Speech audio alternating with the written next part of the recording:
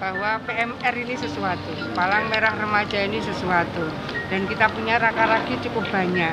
Mereka saya rasakan dengan sukacita kalau diberi amanat menjadi duta PMR itu akan sangat baik. Karena PMI ini borderless bahasa saya.